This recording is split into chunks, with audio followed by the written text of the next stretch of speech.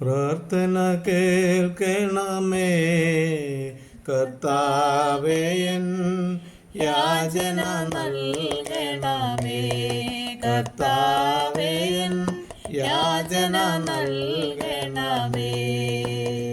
പുത്രന്റെ നാമത്തിൽ ചോദിക്കും കാര്യങ്ങൾ, പുത്രന്റെ നാമത്തിൽ ചോദിക്കും കാര്യങ്ങൾ ഉത്തരം തന്നരുളാം എന്നുള്ളൊരു വാഗ്ദത്തം പോൽ ദയവാ, എന്നുള്ളൊരു വാഗ്ദത്തം പോൽ ദയവാ.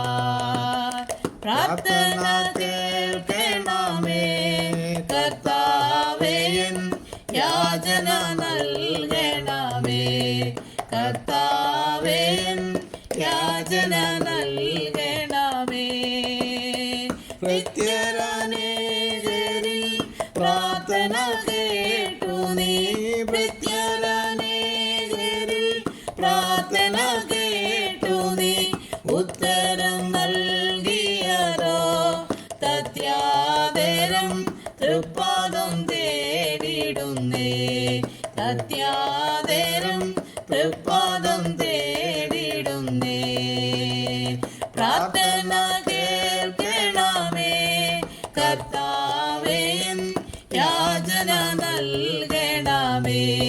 കർത്താവേ, യാചന നൽകണമേ.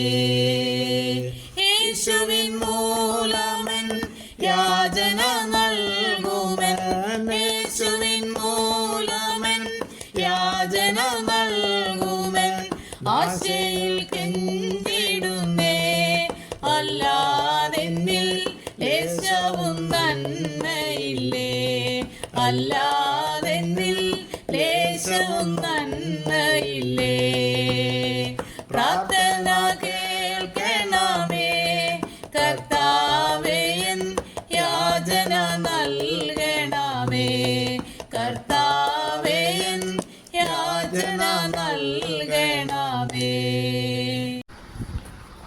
കർത്താവായ യേശുക്രിസ്തുവിൻ്റെ നിസ്തുല നാമത്തിൽ എല്ലാ പ്രിയ ശ്രോതാക്കൾക്കും ക്രിസ്തീയ വന്ദനം അറിയിക്കുന്നു.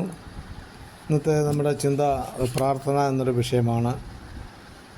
പ്രാർത്ഥന എന്ന് പറയുന്നത് അന്തർദേശീയമായ ഒരു വിഷയമാണ്. ദൈവത്തോടുള്ളൊരു സംഭാഷണമാണ്. അതിൽ സ്തുതിസ്തോത്രങ്ങൾ, നന്ദിയുടെ വാക്കുകൾ, അപേക്ഷകൾ, ആവശ്യങ്ങൾ എന്നിങ്ങനെയുള്ള മതപരമായ വ്യക്തിപരമായ കാര്യങ്ങളെ ദൈവത്തോട് അറിയിക്കുക എന്നതാണ് പ്രാർത്ഥനയോട് ഉദ്ദേശിക്കുന്നത്. ആശയവിനിമയം ചെയ്യുക എന്നതുകൊണ്ട് ഉദ്ദേശിക്കുന്നത് രണ്ടു പേർക്കും തമ്മിലുള്ള സംഭാഷണമാണ്. അതിൽ നന്ദിയുടെ വാക്കുകളുണ്ടാകും, ക്ഷമയുടെ വാക്കുകളുണ്ടാകും, ആവശ്യങ്ങൾ അറിയിച്ചുള്ള യാചനയുടെ വാക്കുകളുണ്ടാകും. അതിൻ്റെ എല്ലാം ഉത്തരത്തിന് വേണ്ടി പ്രതീക്ഷയോടും ക്ഷമയോടും കൂടെ കാത്തിരിക്കേണ്ടത് ഓരോരുത്തരുടെയും ഉത്തരവാദിത്വവും കടമയുമാണ്. ഇതുപോലെ ഒരു വൃദ്ധയായ സ്ത്രീ ഒരു ഓറഞ്ചിന് വേണ്ടി കാത്തിരുന്ന കഥ കേട്ടിട്ടുണ്ട്. ഒരു യാത്രയ്ക്കിടയിൽ ക്ഷീണിച്ച് അവശയായി വഴിയിലിരുന്നു കൊണ്ട്, ദൈവമേ, എനിക്കൊരു ഓറഞ്ച് ലഭിച്ചിരുന്നെങ്കിൽ എൻ്റെ ക്ഷീണം മാറി യാത്ര തുടരാമായിരുന്നു എന്ന് പറഞ്ഞു. അവർ കണ്ണ് അടച്ച് കൈ നീട്ടി അവർ ദൈവത്തോട് പ്രാർത്ഥിച്ചുകൊണ്ടിരുന്നു. വഴിയാത്രക്കാർ ആരും ആ വൃദ്ധസ്ത്രീയെ കണ്ടില്ല എന്ന മട്ടിൽ യാത്ര ചെയ്തു. ഇതിനിടയിൽ ഒരു മനുഷ്യൻ അതുവഴി വന്നു. അയാൾ ആ വൃദ്ധസ്ത്രീയെ സൂക്ഷിച്ചു നോക്കി. എന്നിട്ട് അയാൾ പറഞ്ഞു, ഈ സ്ത്രീ അല്ലേ എന്നോട് ദൈവം ഉണ്ടെന്നും ദൈവം പ്രാർത്ഥന കേൾക്കും ദൈവമെന്ന് പറഞ്ഞ് ഞാനും അവർ തമ്മിൽ വാദിച്ചത്. ദൈവമില്ലെന്ന് ആ മനുഷ്യൻ്റെ പ്രാർത്ഥന എങ്ങനെ ദൈവം കേൾക്കുകയില്ല എന്നും ഞാൻ അവരുമായിട്ടാണ് വാദിച്ചത്.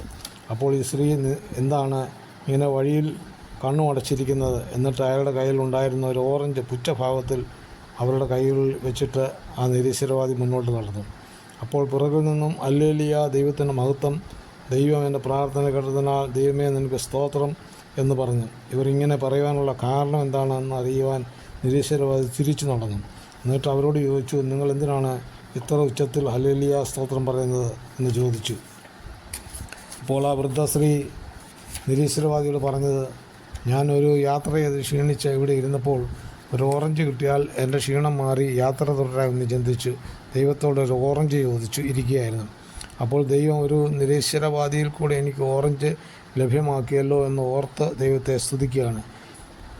നിരീശ്വരവാദി വയോധികയുടെ വിശ്വാസത്തെയും ദൈവത്തിലുള്ള ആഴമായ സ്നേഹത്തെയും ആശ്രയത്തെയും ഓർത്ത് തല താഴ്ത്തി.